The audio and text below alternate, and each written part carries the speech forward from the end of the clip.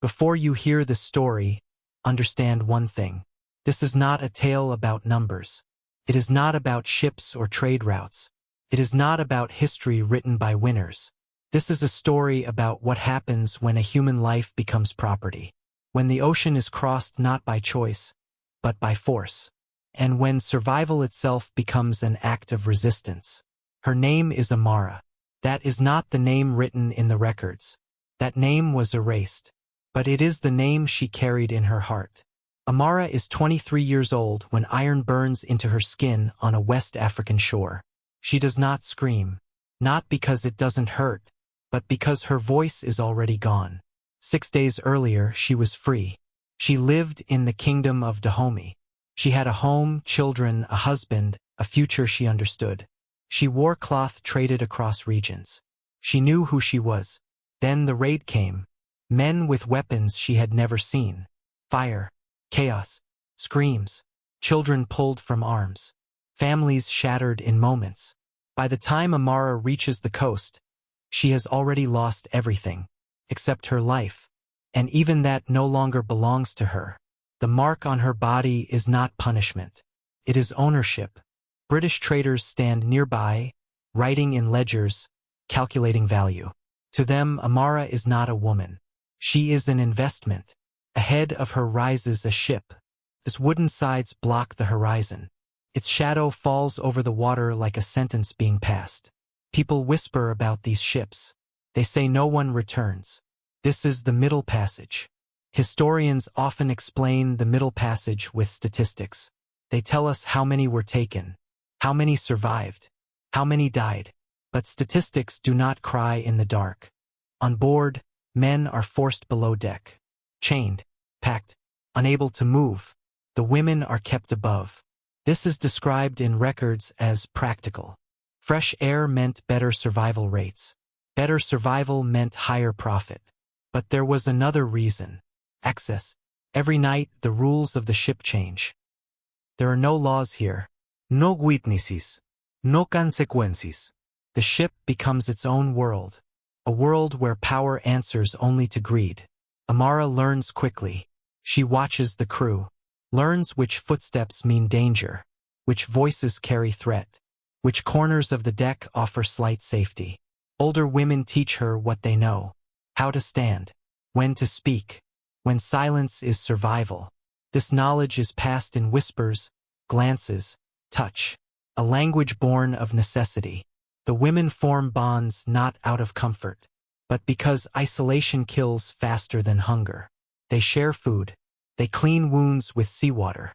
They sit beside the sick so they are not thrown into the ocean without reason. Because sickness means disposal. If a body weakens, the crew debates cost versus value. Human life becomes math. One night, illness spreads. A young woman burns with fever. The sailors argue. Throw her overboard now, or wait. Amara stays beside her. She shares her water, her warmth, her strength. Against the logic of the trade, the woman survives. It is a small victory, but on this ocean, small victories are everything. Bodies still go overboard. The sound becomes familiar. A splash. Silence. By the timeland appears on the horizon. Nearly a third are gone. This loss is considered acceptable. When the ship reaches the Caribbean, there is no relief. Only another beginning. The survivors are lined up, inspected, priced. Families are torn apart again. Names erased again. Amara is sold to a plantation owner who sees her pregnancy as profit. Her body is now future labor. Months later, she gives birth to a daughter, a child born into chains. Amara names her quietly, a name that carries memory, survival, and defiance. She will never return home. She will never see her first children again.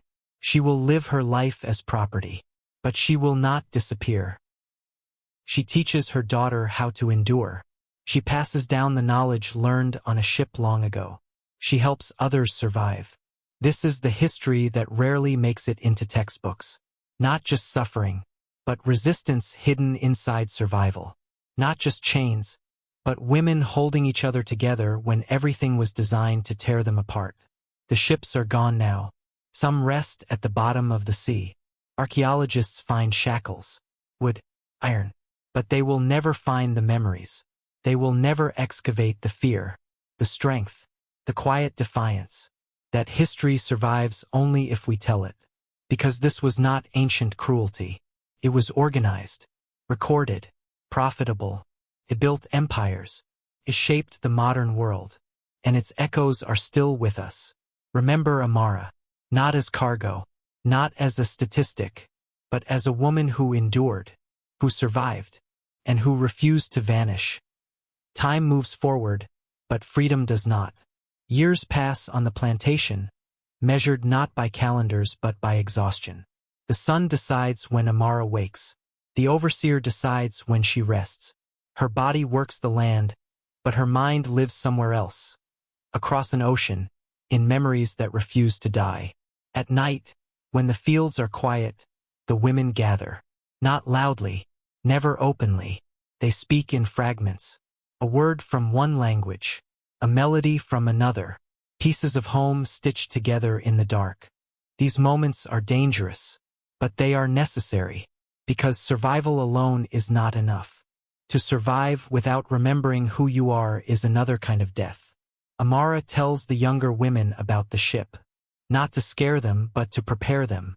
She explains how systems work, how power hides behind rules, how silence is sometimes protection, and sometimes a weapon used against you.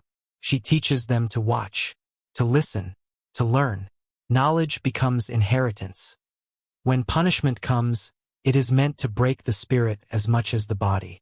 Public, deliberate, designed to warn others.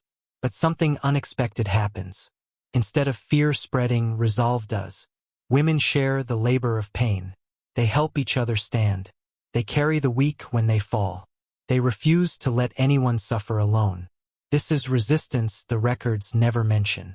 Not rebellion with weapons. Rebellion with care. Amara's daughter grows. She learns early what the world expects of her. But she also learns what her mother expects. Strength, awareness, dignity that no one can legally recognize but no one can fully erase. The child learns songs without written words. Stories without written names.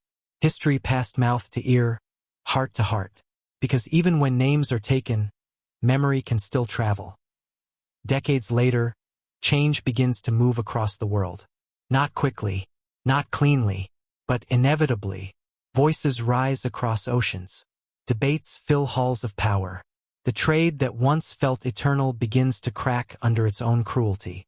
Laws are written. Ships are seized. Flags change. But for those who lived it, freedom does not arrive with a proclamation. Amara is old now. Her body bears the cost of every year survived. She has outlived many who once owned her. She has watched children grow, suffer, resist, endure. When abolition finally reaches her world, it comes quietly. No epalegi, no compensation. Just a shift in language. She is no longer property, but she is also not restored. Freedom after bondage is not a return. It is an unfamiliar place with no map. Amara understands this before anyone explains it. She takes her daughter's hands and tells her the truth, that freedom is fragile, that systems change names more easily than they change behavior, that remembering matters more now than ever. Because the danger is not only cruelty, the danger is forgetting. When Amara dies, there is no marker where she is buried, no official record of her life, no document that proves she existed. But she does not vanish. She lives in the stories her daughter tells, in the strength passed down through generations, in the refusal to accept silence as the final word. History may never speak her name, but history was shaped by her survival, and by millions like her.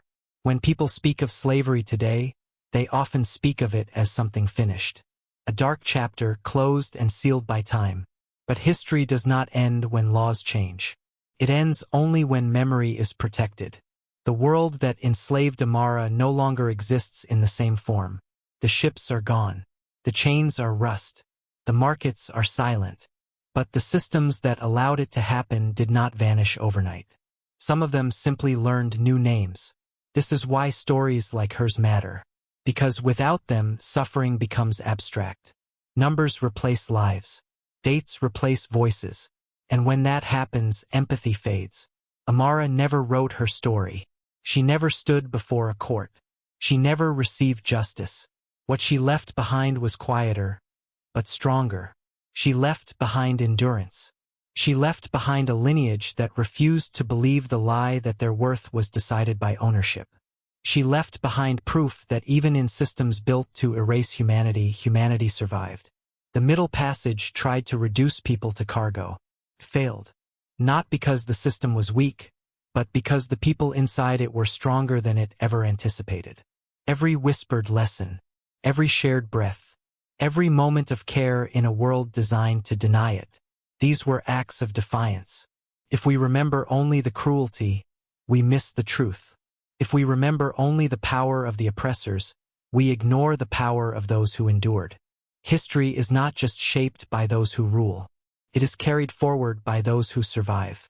So remember Amara, not because she was unique, but because she was one of millions whose